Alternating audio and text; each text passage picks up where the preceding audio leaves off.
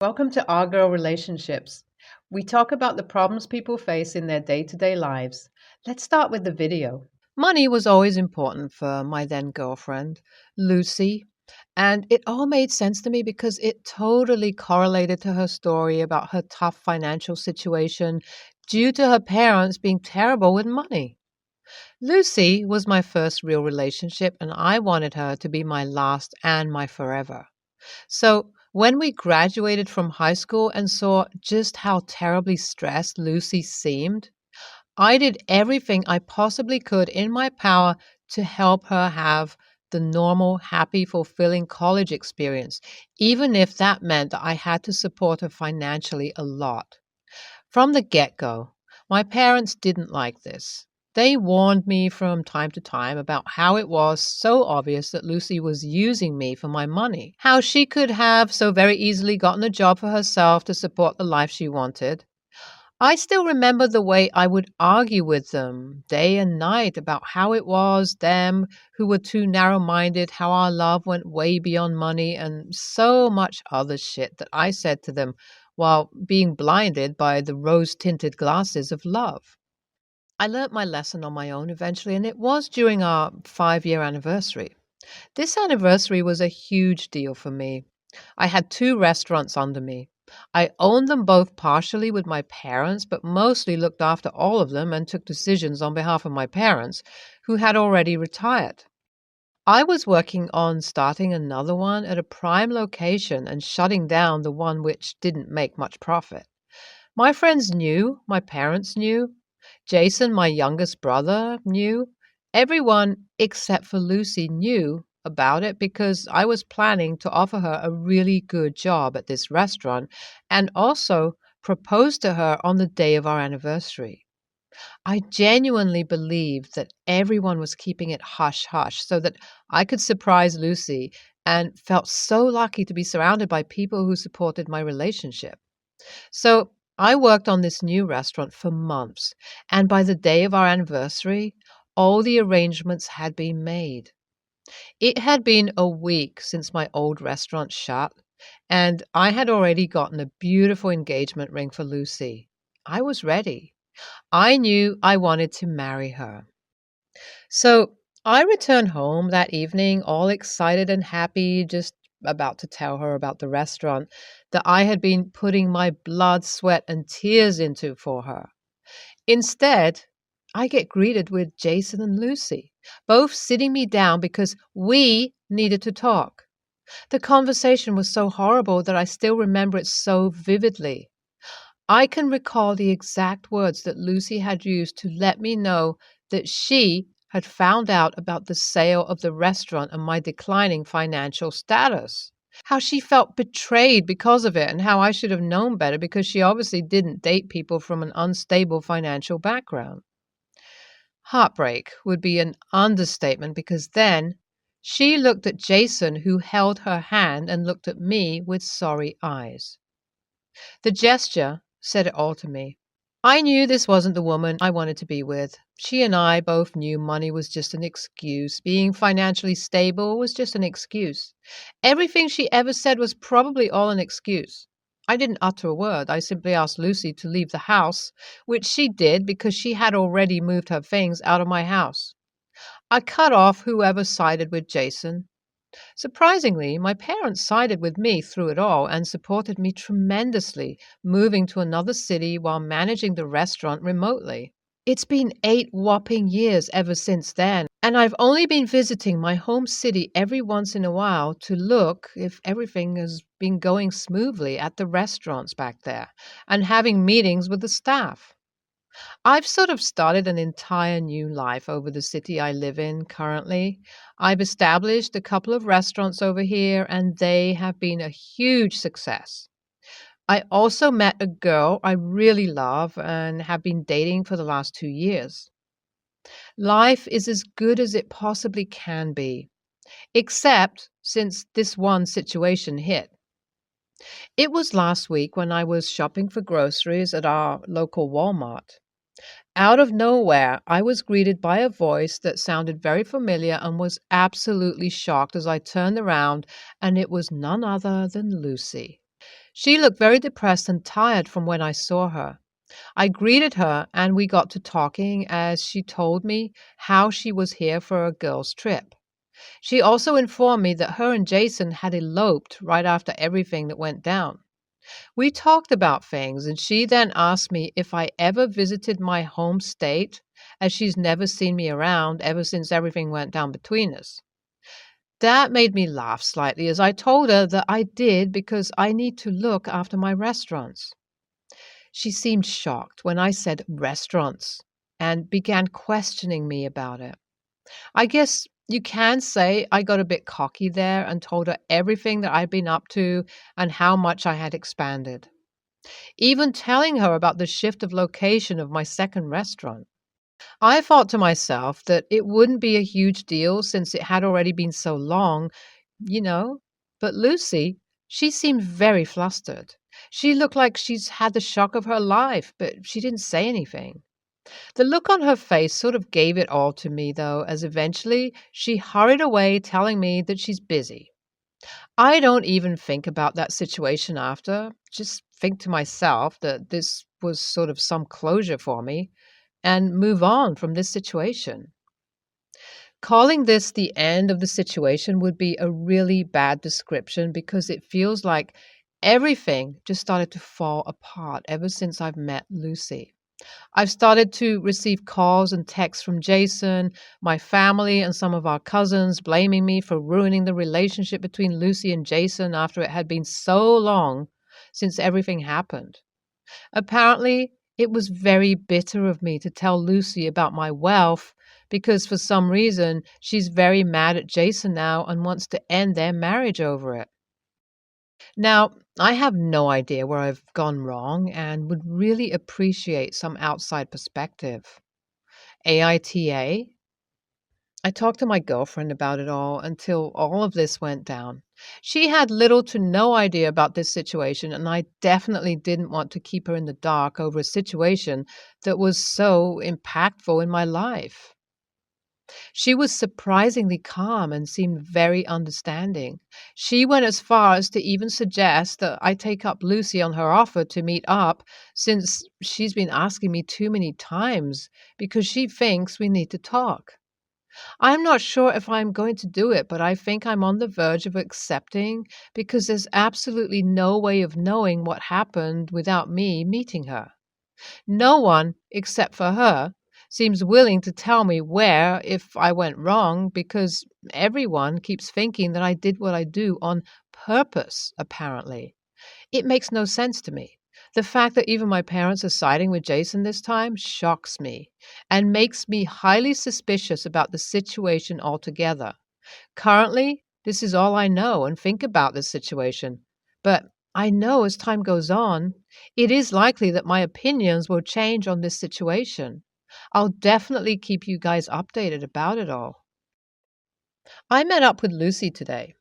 After taking my girlfriend in confidence about it all, of course.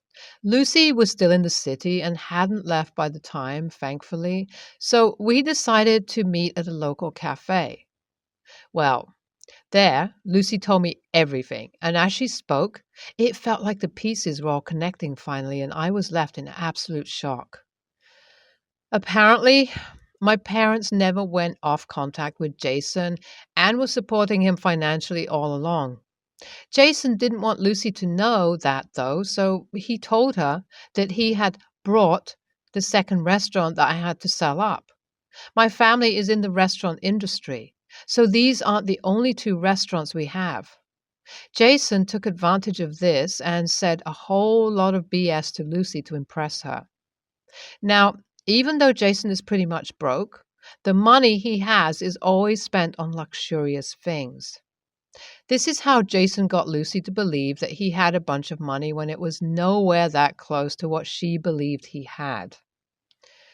Their relationship in the past 8 years was already very stressful, and she was already suspicious about his financial situation. But the fact that she was married to him made her too scared to leave until she found out about all of this and decided that day itself to not return to our home state. I was in disbelief when I heard all of this, but knowing my parents and their absolute favoritism towards Jason, it all made sense. I'm currently home as I'm typing this out. A million thoughts are running through my head. I feel lost, betrayed, and done with everyone. I don't know what I'll be doing next. I know I said I didn't know what I was going to do in my last update, but in the back of my head, I knew that I needed to cut off contact with my family altogether because at the end of the day, they were really the villains that I was trying hard to run away from. My parents didn't like this so much because they knew they'd have to take over looking after the restaurants as I had started to look into selling my shares. It just went on to show how selfish and pathetic these people are and just how better off I am living without them. I'll be making a couple of last visits to my home state to get everything sorted. After that, I never wish to look back on these people, hoping them to become a distant memory as soon as possible. Thank you all. NTA. Lucy should just find a sugar daddy at this point because it's obvious that she's only after the money regardless of where you get it from. She seems to really lack common sense, and I guess that's the only reason why Jason and her got along together to begin with. NTA. Your parents were vile for what they did. Honestly, I always got the evil parents vibe from them from the get-go. Not gonna lie. The people around you are seriously terrible. I really hope you've made a strong friend circle around the new city you live in because you need it. My H and I are in the process of moving into our new home. We're getting some things updated before moving in. My mother in law was very insistent on doing her religious rituals to our home before we moved in. Basically, my husband would wave a sword around while I sprinkle holy water, and my mother in law follows behind us chanting. I do not know what religion she is. I don't think she's religious at all, but more superstitious. She gets the holy water and chant from a monk. I am not religious, but I do lean more towards Christianity because that is what I grew up with. Before we moved into our house now, we actually did this process, but I refuse to do it again at our new home because whatever belief mother-in-law has, it makes me very uncomfortable for specific reasons. When my oldest was born, my mother-in-law told me she paid the monks to have his fortune read. She said I had to place his crib facing a specific way or he would get hit by a car and die at some point in his life. She also told me he would suffer greatly in life if he visited my parents before he was 6 months old. I lost it on her. I told her if she ever had my children's future read, she would be instantly cut off. And how dare she tell me where and who my child could see? I did not let her see him for the first 6 months. I was pissed off she told me my newborn would die or suffer, and from that point forward, I wanted nothing to do with her religious beliefs. That is why I refused to let her do anything to our home. She cried and threw a fit. My H is mad at me because he thinks it is harmless to humor her. He doesn't believe in her religion, but he wants to do whatever we can to appease her. And I will not because it is bullshit, and I will never forgive or forget her telling me my newborn would die. Who the hell does that? Am I the a-hole for not giving in? I just want to say that I have no issues with her belief if it was just a home blessing. I was fully on board and kept an open mind at first. She blessed our first home and I sprinkled the water with a straight face while my husband stabbed at spirits with his sword. Weird but harmless. I did it. But then my oldest was born. I was a new mom with a tiny baby that I didn't know how to take care of. I had a million things to worry about, and instead of reassuring me, she told me that child would die early because his crib was wrong. And then, on top of that, she tried to take the support of my parents away. This is the moment where I had to draw the line. I cannot accept the home blessing without also validating her belief that the monks can predict and prevent the future if things are done in specific ways. That's where I'm coming from. I refuse to hear anything related to my kids, so I have to refuse the home ritual as well, because with one comes the other. And yes, I will try to find out her religion and will report back for those that are curious. Your NTA for saying you don't want to hear her talking about your child dying, but you also can't reasonably tell her not to go to fortune readings about your kids or believe and do what she wants outside your home. You just don't want or need to hear about it. You are right to establish boundaries, and your husband is wrong in saying she has to be appeased. But step back and don't make this about trying to control her actions or beliefs, just how she interacts with you and your children. If she respects those and doesn't cause problems, then you should consider, if not forgiving her, then not getting in the way of your husband's relationship with his mother. NTA. If husband doesn't believe in the religion and you feel uncomfortable with that happening in your home, I don't think anyone should force you to do it. You have the right to feel comfortable in your own home, and I think the only opinions that matter are yours and husband's. Husband thinks it's harmless to humor mother-in-law, but clearly it's harming you mentally. If he has no obligation to do it, then that's where it stops. Hi everyone. I'm sorry for any mistakes. English isn't my first language and I am on mobile. So I, 20 female, have moved out of my parents' house a few months ago. I visited last weekend and since then one of my sisters has taken over my room. Therefore, I slept on the couch. I left my ring and chain that my boyfriend both gifted me on anniversaries on the kitchen table.